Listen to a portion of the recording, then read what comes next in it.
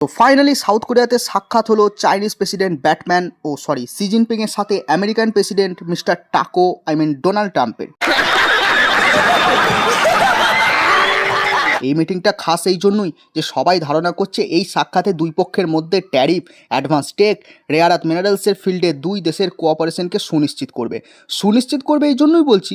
তার কারণ Trump president হতেই চায়নার ওপর লাগিয়ে দেয় ট্যারিফ, সাথে সাথে ট্রুথ সোশ্যালে চলে ট্রাম্পের মুখ দিয়ে গোলাবর্ষণ।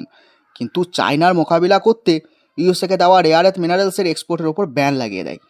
এই রেয়ার আর্থ মিনারেলসের ক্ষেত্রে বলে রাখি যে চায়নায় 90% মার্কেটে ডমিনেট করে, অর্থাৎ এক কথায় চায়নার মোনোপলি।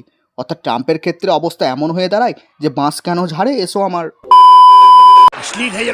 ব্যাস, তারপরেই ট্রাম্প চাচার লোক দৌড়ে যায় চায়নার সাথে ডিল করতে। কিন্তু তেমন কিছু সুবিধা না পাওয়ার জন্য ট্রাম্প আরও খেপে যায়। নিজের ফ্রাস্ট্রেশন সে তার ট্রুথ সোশ্যালে বের করতে থাকে। তার টুইটের ধরনই এমন ছিল যে সেটা একটা দেশের প্রেসিডেন্টের টুইট না তোমার রেগে যাওয়া গার্লফ্রেন্ডের টুইট। সেটা ধরতে পারবেন আপনি। কি বললে, তোমার কোনো গার্লফ্রেন্ড নেই?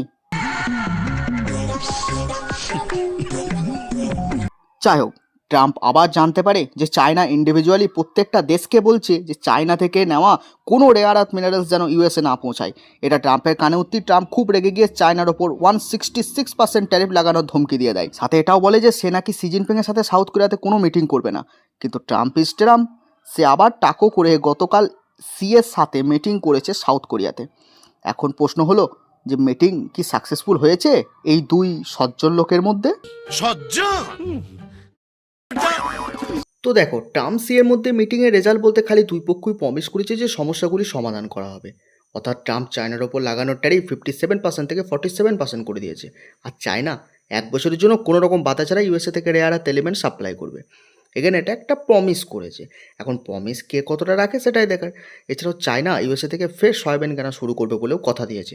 সত্যি কথা বলতে ট্রাম্পের পাগলামির পর থেকে চায়না একদমই সয়াবিন পারচেস করেনি ইউএসএর থেকে। তাতেই মিস্টার টাকোর ফেটে চৌচির হয়ে গেছে, মানে কপাল। এছাড়াও ইউএসএ চায়না থেকে ড্রাগ ফেন্টালাইনের ওপর লাগানো ট্যারিফ 20% থেকে কমে 10% করেছে। এই মিটিংটি ট্রাম্পের মতো একটি রোডিং সাকসেস। এখন প্রমিস করাটাকে যদি ট্রাম্পের কাছে রোডিং সাকসেস বলে মনে হয় তাহলে কী বা করার আছে। আর ছেড়ে না যাওয়ার প্রমিস তো আমাকেও করা হয়েছিল, কিন্তু তার পালন আর হলো কই। তো যাই হোক, আজকে ভিডিও এ পর্যন্তই।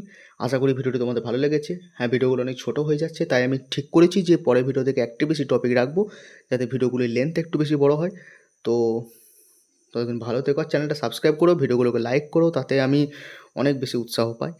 তো যাই হোক, চ্যানেলটাকে সাবস্ক্রাইব করে দিও। ভালো থেকো, সুস্থ থেকো। জয় হিন্দ, বন্দে মাতরম।